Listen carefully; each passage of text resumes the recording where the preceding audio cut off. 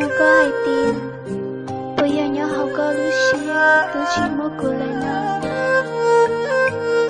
Giờ bây giờ hai tiền, cô chỉ dễ tôi như sự đâu có. Họ cháy tiền, cô tôi chỉ ta luôn. Cô trở lại đa cũng một học nông, học mong một học đi. Cô như chỉ luôn, bây giờ năm. Bây giờ chỉ luôn, họ chỉ khía cho cô. Ê yo che cô ấy này nhớ cho linh ngô.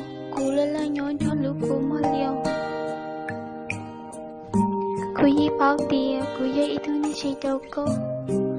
Nếu tôi chỉ mong khi đã chỉ nhớ cho tiền nó đâu có. Chỉ xa lưu khía cho cô chỉ tôi xía đâu có. Cô yi bao tiền, cô có một thêm. Nhớ hai tiền mấy nữa. Cô mua lại chê, cô ấy xía. Muốn thiệt tôi nhiều có lúc tiếc con cho đầm. Cô yi bao tiền, cô cho thác cô nhớ cho tiền nó. Cô trên kia cô yi chỉ luôn. Từ lúc cô yi hai tiền, cô tôi chỉ biết con. Cô yi hai tiền, cô tôi chỉ biết con. Ê cô thấy chỉ xa luôn. Tôi chỉ cô chỉ tôi xía cho cô. Tôi biết có yêu ở tao lên nó cho cô chỉ tôi xía.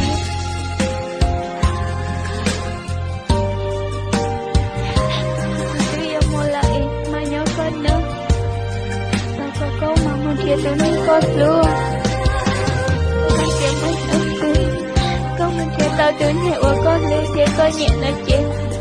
Có chỉ thâu ở đó nếu tôi xía dạ thì khâu ở cho cô. Nhớ con một tôi tao như lấy chết. Chú có lưu xía còn tiếc lưu mình đâu. Lưu nào cũng như tôi nhẹ có chỉ ta lưu chả mấy nữa thứ em. Lưu họ chỉ ta lưu cô lưu cô chỉ ta lưu cô. Chỉ là cô không một thể gì. Cô yêu quý xía cho con. Đã xin cô yêu chỉ nhớ lấy thứ nào. Đã hãy biết cô yêu có bố lo lắng. Yêu chỉ nhớ lấy thứ.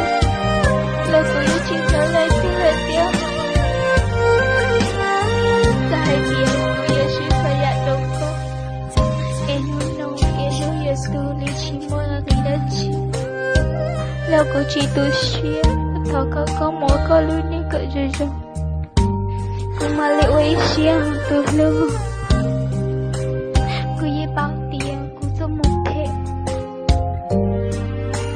Thọ không có lưu nên cỡ rồi nó. Nhưng mấy nữa tôi có nào hết tiền. Cô đưa lại nó tiền. Thọ có không vô lối chơi tôi cô tiền. Thì hai tiền cô chỉ tôi. Còn mãi nó có mong. Giá thật hơi tốt chỉ chạy nghĩa chỉ muốn đi ở chỉ là.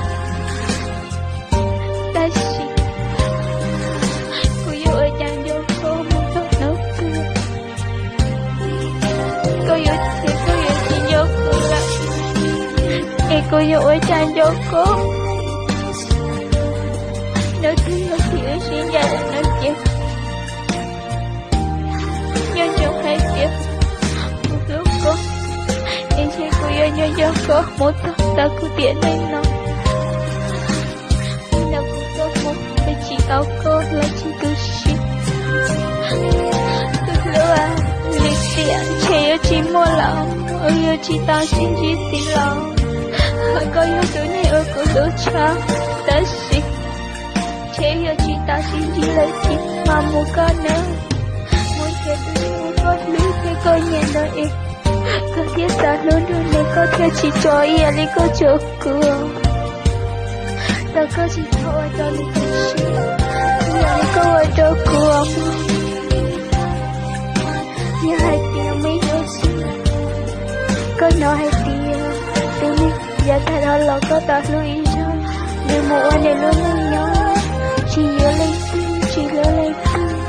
Là chỉ thâu có hồ lưu tiền. Chỉ có hồ chua thâu này tiền. Câu một ta lên nên cho lại nó chỉ cho con lùi xia. Hai tiếng câu mua luôn nên. Em lưu chỉ lưu có lỗ có tu xia nó chỉ. chế của yêu ba có tu xía, yêu cho có tu xía theo.